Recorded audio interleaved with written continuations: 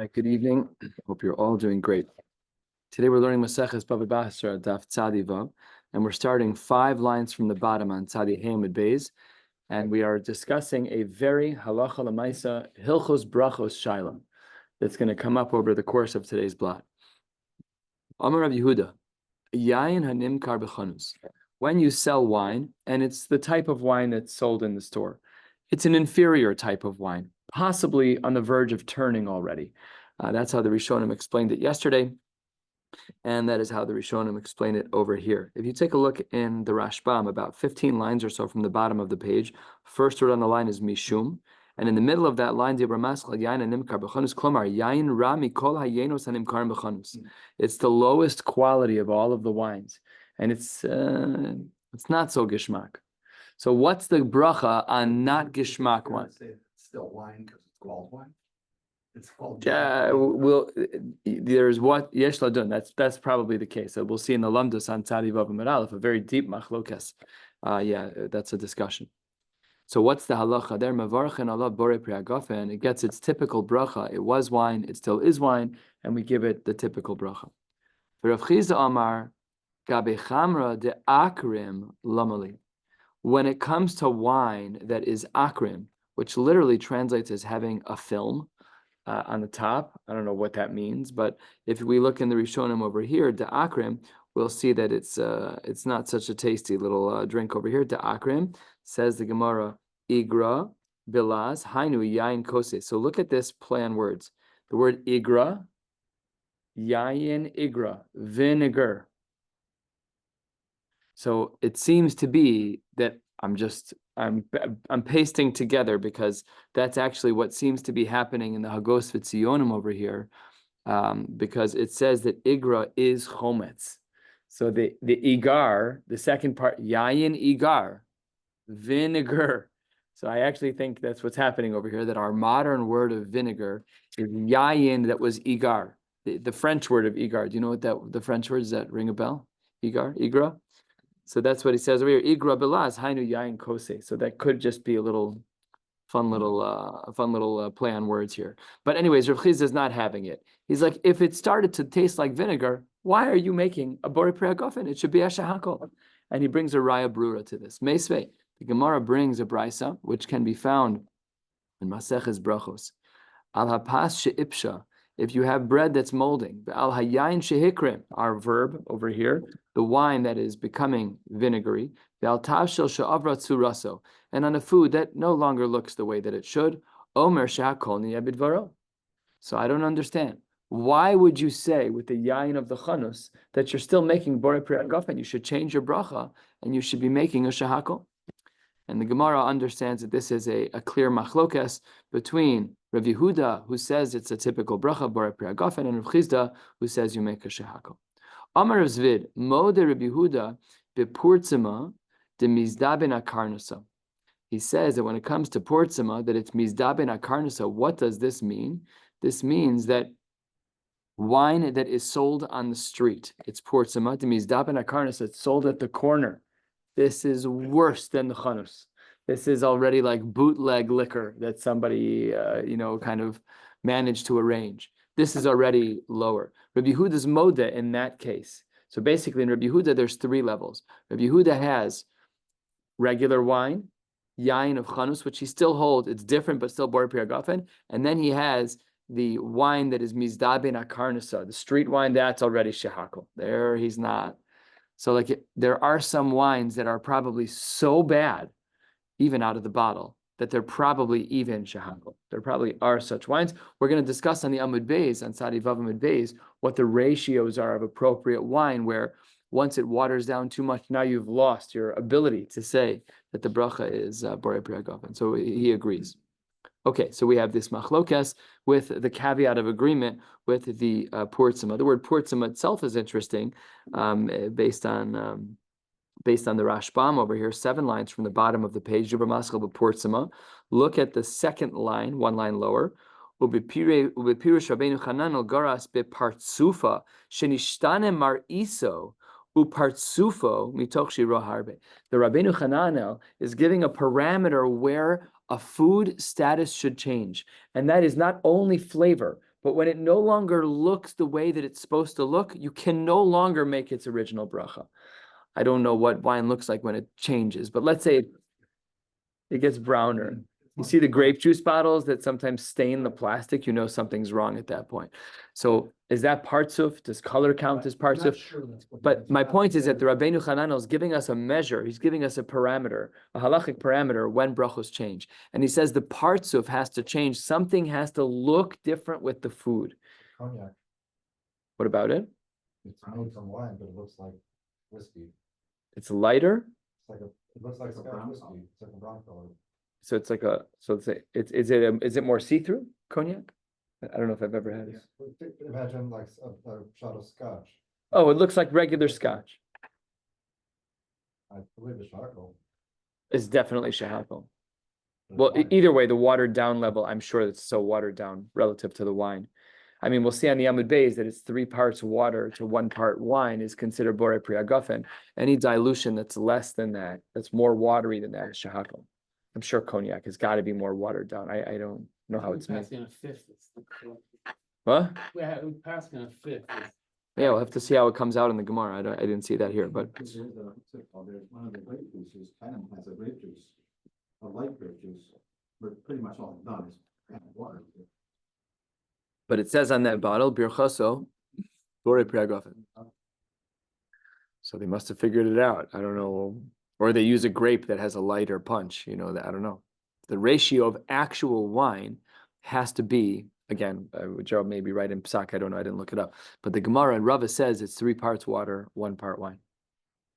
Okay, so now we have, again, the Rabbeinu Hananel helps because this comes up l'maisa. When the food you're eating doesn't look right, we're prissy Americans. We just wouldn't eat it. We'd be like, this goes in the garbage. We're like, our leftovers. I threw out my leftovers tonight after dinner. Well, whatever, I'm going to make something fresh tomorrow. So we're not good at this stuff. But for people who, let's say, pick food out of the garbage can, so their brachos change, even by bread. Pascha ipsha. If a person's eating bread that is moldy, that bracha is not hamotzi anymore. It's mamash shahakol. So the poskim there discuss something fascinating. You want to say pascha ipsha, the bracha rishona changes, fine. But the bracha achrona, so the Bir Halacha and Siman Reish Dalet has a whole diyun about this, about whether or not if you make a shahakol because the bracha rishona change. And I understand by other things that maybe the bracha achrona is derabanan, fine, you can make whatever bracha achrona you want. But when it comes to benching, it's not so pasha that it isn't bread. You say the bracha rishona, the level change. So that's a diyun in the Bir Halacha. Fascinating. Okay.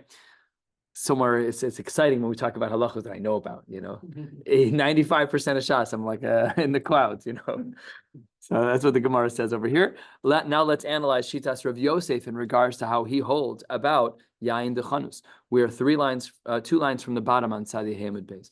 Amar le Abaye le Rav Yosef, ha Rav Yehuda, ha Rav Chizda. Rav Yosef, here are the 2 Shitas that we saw. We saw that Yain Dechanus, according to Rav Yehuda, is borei priagafen. We saw that Yain Dechanus, according to the other Shita, which is Rav Chizda, Rav Yehuda was borei priagafen, Rav Chizda was shahakol. Mar keman svirale. Rebbe, teach me Torah. Who do you paskin like? Amar le masnisa yadana. Look, I don't know. I just know a Mishnah, and the Mishnah is going to take us about a page to get to the answer. The Tanya, the Brisa teaches us. We've seen this numerous times in Shas. So let's say you have a chavis, and this chavis is always set aside for truma. So you have 10 barrels, and you save one of the barrels for truma. So every time you take out some wine to drink at the table, you're supposed to be mafresh. But what you say is barrel number 10 is going to be my barrel for truma. Now, the achar kach, when I was actually going to give that barrel over as truma, nimtzeis chometz. Then I found out that this barrel taka is very vinegary, or I should say vinegary. I can't use the word very under the circumstances, as we'll soon see. So my ka'amar. Oh, sorry, I skipped a line. Kol gimel yom vadai. All 3 days is for sure, and this is pretty cryptic. Mikan ve'elach safek. Now, if we were balabatim, when we're balabas, we're learning this Gemara, we would assume the first 3 days are vadai wine, and everything else is a safek. But we're going to see that there's a 3-way machlokes in the Gemara, in the Amoraim, about how to understand this cryptic line. Let's just get the case clear.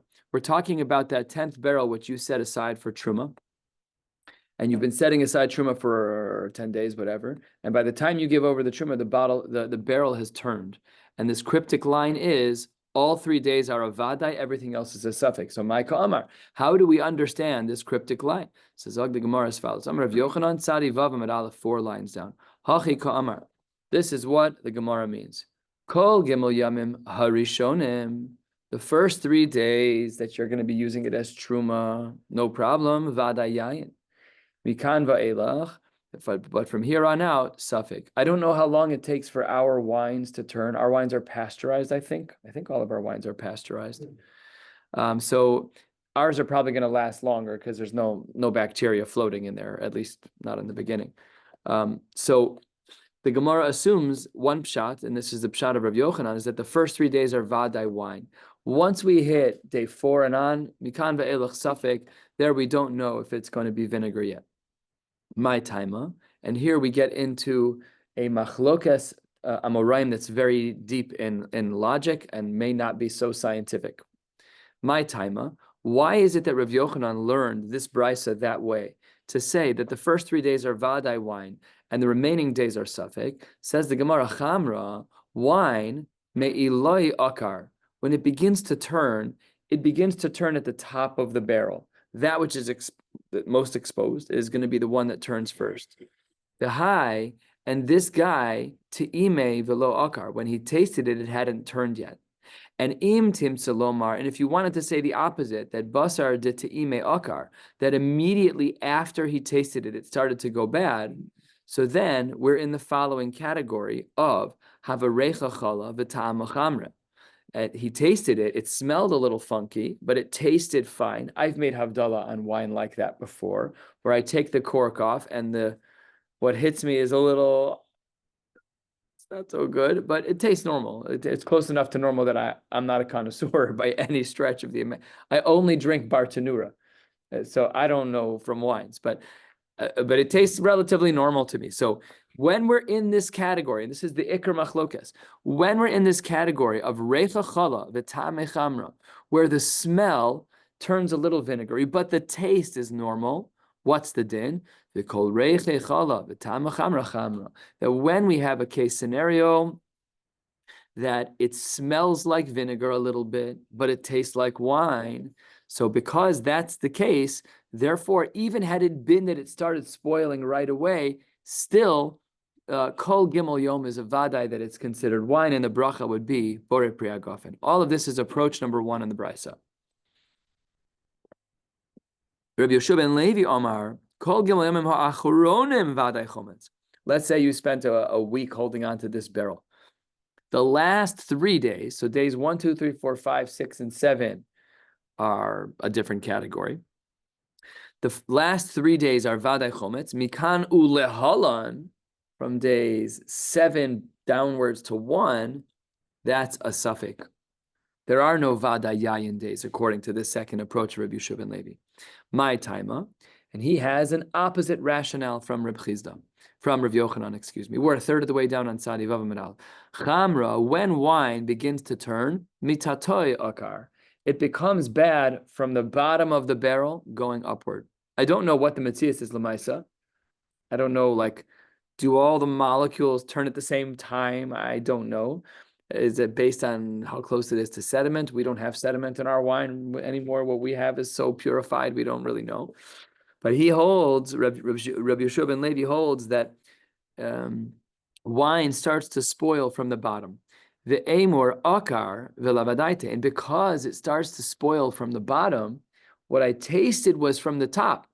And it could be that it was already starting to spoil at the bottom and I didn't know. And if you want to say that really it starts to spoil from the top and he had tasted it and it wasn't spoiled, well, Dilma Basar de Te'ime Akar. Maybe right after he tasted it, it started to spoil. And then we're in this funky category of Havareche Chola V'Tamei Chamra, where the smell is vinegary, but the taste is regular. And whereas Rabbi Yochanan held that was wine, Rabbi Yeshua ben Levi holds it's not. When we have wine that's and that has a stench of vinegar, but it has a taste of wine, he holds l'chumra. Yes, l'chumra, l'kula. He holds that it's vinegar in the bracha shehakol ni'abidvaro. That means that we have a machlokas amoraim in regards to my example of Havdalah. I take out the Bartanura, not realizing it's from last week or 2 weeks ago's bottle or a month ago's bottle, and I open it, and it smells vinegary. I can no longer use it for Havdalah. It's not wine, nor is it Chamar Medina, because it's vinegar. And the bracha is Shehakol Ni'abidvaro. According to Rabbi Shua ben Levi, once the smell changes, you're done. You can no longer drink that drink with its original bracha. Speaking of Havdalah, the poskim discussed Chamar Medina. Can you use coffee? Can you use milk? Can you use soda? So the Piskei Chuvos, the brown set on the Mishnah Berurah, on the Shulchan Aruch there, they include soda and milk and orange juice, all the regular juices that we drink. Okay, so that's what the Gemara says. This is approach number 2 to this cryptic brisa. Remember, we're still trying to figure out what Rabbi Yosef holds in regards to the bracha of yayin dechanus. We still don't know what he holds. We haven't gotten there yet. We'll get there soon. Here's approach number 3 to the brisa. Dromai, the Southerners, a different connotation than we're used to here. Dromai, masnu mishmei de Rabbi Yoshua ben Levi. They actually quoted Rabbi Yoshua ben Levi as different than Rabbi Yoshua ben Levi said himself, because the second approach was Rabbi Yoshua ben Levi. So the Gemara seems to say there's 2 shitas in Rabbi Shua ben Levi. What do they say? Rishonim vaday yayin, acharonim vaday chometz, emsoim savik. They break up our, let's say we have 7 days. Let's say we have 7 days, so then they parse it up into 3 parts. The first 3 days are definitely wine. The last 3 days are definitely chometz, definitely vinegar. So if on the first 3 days you're drinking it, borei pri hagafen. Days 1, 2, 3. Let's say you skip 4 days, 5, 6, 7. Pashut that's going to be shehakol ni'abidvaro. However, emtsoim safek. When it comes to the middle, so then you have a safek. What are you doing? You have a safek brachos. You have to make a bracha. Safek brachos lahakel means that if you're not sure if you yet made the bracha, you don't make one. That's different. Safek brachos lahakel we have by atafas tambris. Atafas tambris machlokes rishonim. If you need to make a bracha by atafas tambris, we just don't make one. That's safek brachos lahakel. A safek brachos is not that it's either borei pri hagafen or shehakol and I don't know. That's not safek brachos. Safek brachos is halacha states that it's an unknown as to what bracha it is. In cases like this, we try to pater by making a bracha uniquely. Get real wine and get real shehakol, and then you can go and drink the middle drink. When I say get wine, it's in our world, but it might not have been in theirs. Wait, what? I can get wine easily. Yeah. It might not have been an option for that. Oh, that's true. 100%. All Yeah, and borei pri hagafen is a boutique bracha. It's not like shehakol. It's not like ha'etz where there's many options. Yeah, absolutely. Certainly today, Oh, I've never said it before. It just came out of my. I didn't even know I said it till you. We'll open a store together. It'll be amazing. Okay, so that's what the Gemara says. By himself, it's a safek. We don't know halach l'maisa from our Gemara how to actually navigate that. Let me just see if. So I don't know so what does it mean, l'maisa? Yeah, that's just checking.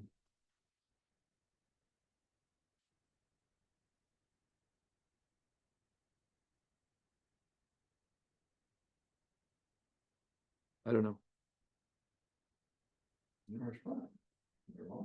It's woven into the Rashbam of Achronim Vaday Chometz. I don't know the answer to the question. Anyways, with this last sheet of the Southerners, of the Dromai, the Gemara says, Hagufa Kasha, you've already created a conflict within that shita of the Dromai. How so? Because the Gemara says, Amris, you said, Rishonim Vaday Yayin. If you say that the first 3 days are Vaday Yayin, what does that show you that we hold? Alma just like Rav Yochanan said, that we obviously hold that when something smells like vinegar, it's still wine. However, then you said the last 3 days are definitely shehakol. Alma, what does that teach you? That just like the second sheet of Rabbi Shua ben Levi. So says the Gemara, no, that's not what's happening over here. What is our case when we say the last 3 days are vadai? The last 3 days are vadai doesn't mean that it has a mild smell of vinegar. It says the Gemara, we have a vinegar that has an extremely strong smell. And the Rashbam articulates this beautifully. Kigon, Dibra Maskal, Kigon, about 15 lines from the bottom. Kigon Dishtachach, La'olam Reitei Chalav Atamei Chamra Chamra. I'm agreeing with you that when it's in the middle of the road, that it smells like vinegar but tastes like wine, it's Borei Pri Hagafen. That's not what we're discussing. That's not what we're discussing. And what that means is that they have a completely divergent approach on understanding Rabbi Yeshua ben Levi. The initial version of Rabbi Yeshua ben Levi was that when it's Reichei Chala, V'tamei Chamra, it's Shehakol. This approach of Rabbi Yeshua ben Levi is that it's Borei Pri Hagafen. So to understand this, we would need to spend time in the Rishonim picking apart the two different approaches to Rabbi Yeshua ben Levi. We're of course not going to do that now. So it says the Gemara, Kigon Dishtaka Chala Siftika, the case of the Dromai was that we're talking about that the last 3 days was a very strong stench of vinegar, and it tasted like vinegar. The ilav de akar tlasa yomi, if it didn't go bad in those 3 days, it has to be that. This is the only way that it could taste so bad, is that if it had 3 full days. Now, this whole brisa, 3 presentations, we forgot where we were even starting from. We had a machlokas on the previous page. And if you look back, you'll see that there's a machlokas between Rabbi Yehuda and Rabbi Chizda. Do we say that yain hanimkar b'chanos is borei pri hagafen, that's shitas Rabbi Yehuda, or will we say it's shahakol like Rabbi Chizda? So the Gemara says, keman pashat le, Rabbi Shlita, who do you hold like? And I'm just going to pick 2 out of our new 3 shitas. Do you hold like Rabbi Yochanan, that when the vinegar smells like, when the wine smells like vinegar but tastes like wine, it's wine borei pri hagafen? Do you hold like that sheet of Rabbi Yochanan, and therefore you hold like Rabbi Yehuda, that in our case, yain d'malcha b'chanos is going to be borei pri hagafen? Or do you say no? Do we hold like the answer number 2, Rabbi Yeshua ben Levi, where he holds that if it's reiche, chala, and tamei chamra, that it is chala, that it's shehakol? Which one is it? So says the Gemara, Pligi ba Rav Mari v'Rav Zvid Chadamar Rav Yochanan Chadamar Rabbi Yeshua ben Levi. There's a machlokas about what Rav Yosef holds. We don't know. We don't know. So that's what the Gemara seems to say, is that it leaves us with a little bit of a cliffhanger, and there are no little Rambam notes on this case scenario, at least not in the original presentation of Rabbi Yehuda.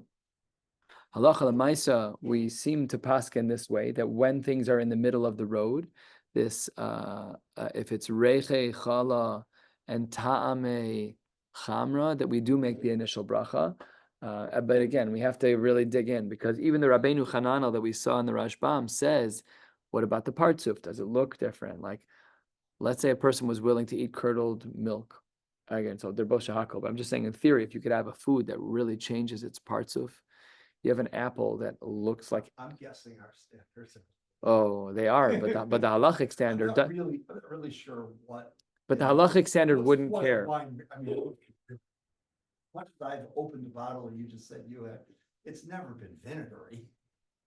A little bit, like a little taste of fat, maybe a schmeck. I mean, vinegar by itself is horrible. It's horrible. But halacha l'maisa, the shift in borei pri hagafen to shahakol is not relevant to our feelings. The Gemara doesn't care about our feelings. The Gemara is saying the middle standard is simply that it smells like vinegar, even if it tastes perfect. The taste doesn't have to turn, and we already have shitas that that's shahakol. That's pretty mechudash. That's halach. It could be halacha l'maisa.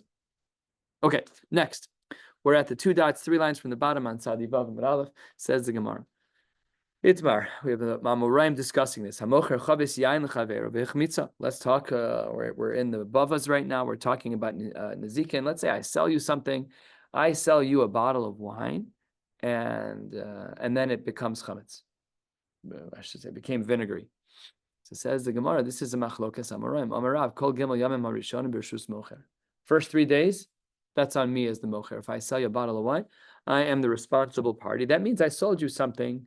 By the way, this might be a raya for the shita that that wine turns from the bottom up, because it seemed from before is already bad. If Rav's holding you accountable, and when they tasted it at the store, it didn't taste bad, this seems to be a raya for the shita that wine spoils from the bottom of the barrel. I didn't see that anywhere, and I'm probably wrong, but it could be true. Says the Gemara. Hold on 1 second. Okay, that's the shita of Rav. Kol gimel yamim harishonim b'rshus mocher. Mikan va'elach b'rshus lokech. Once we get to day 4, if it tasted great on the first 3 days, shalom al Yisrael. Mocher is fine. the mocher is guilty, and then the lokeach gets reimbursed. Top of Tzadi Vav Amud Beis, we're going to be going to the bottom line of this page. Says the Gemara, Shmuel Amar Chamra, when it comes to wine, akatva demare shavar. It dances on the shoulders of the master. What does that mean? Take a look at the Rashbam. Dibur Hamaschil Shmuel Amar. Turning, look at the second line, end of the line, Klomar. Mazalo Gorem. Chet shel bal hayayin kidenafkal on the kaman. Midchsiv afki hayayin boged behilkach pater mocher. Shmuel holds that if I give you wine, and at the moment of the transaction, I take a little scoop, I siphon some off in a little cup, and you make a borei priagaf and you taste it, and it tastes great, then you get home and it tastes terrible, that's your chatoim. Shmuel is paskening this way based on the assertion that your chatoim are impacting your food, which is not a very halachic, jargony kind of thing that we do, but he says it's mazlo garam. So therefore, he holds that there is no such thing as yayin shehichmit, and the mocher would be chai. Machlokes Rav and Shmuel. Avad Rav Yosef Uvda Kavase de Rab b'Shikra. He held like Rav in regards to beer, namely that the first 3 days the mocher is on the hook, and after that he's not. And v'chavase de Shmuel b'chamra. This alone requires research. Why did he flip his shitas for each one? But v'hilchasa kavase de Shmuel halacha l'maisa. It seems like Shmuel and Maz Lagaram. And if you are the lokeach, but at the moment of the sale, the wine tasted good, and right after the sale, the wine tasted bad, done. Just line in the sand, and you're done. Tanu Rabbanan. The rabbis teach us in a brisa. And here we're going to start getting into some shiurim. The Gemara says, Echad shechar tamarim, if you have date beer, ve'echad shechar seorim, if you have barley beer, which is what we drink, ve'echad shmarei yain, if you have the sediment of wine. V'varachen alehem she'hakol nihiyeh bidvaro. These drinks, when you drink from them, the bracha is shehakol. Acherim omrim shmarim sheyesh bem tam yayin, if the sediment gives over a flavor of wine when you add the water, Mevarach alehen borei priagofen. So we seem to have a machlokas when it comes to the shimrei yain. Nobody says by the beer that you make the bracha from the items from which it was made. So almost all of our beer is made from barley and hops, and the bracha is never going to be mezonos because it was made from barley. And the dates are ha'etz. It's never going to be ha'etz. I think there's only one exception to that, which is olive oil. I think the poskim right. You actually do make ha'etz when you drink that, because it's not actual shasi, it's not actually a drink. You're actually just drinking the derivative of the olive, l'shem that item, but it's not a drink. We only use it for cooking. So I believe that's the case. Don't quote me, but I think it's true.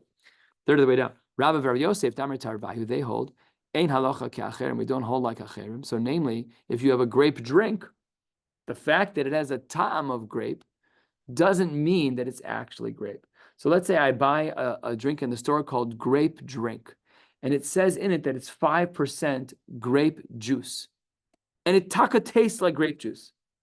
So that would be this machlokas over here. That would be the machlokas as to whether or not the bracha would be shahakol or borei priagof, and we paskin it's shahakol. Omar Rava, the kuli alma, everyone agrees. Rama tlasa v'asa arba chamrahu.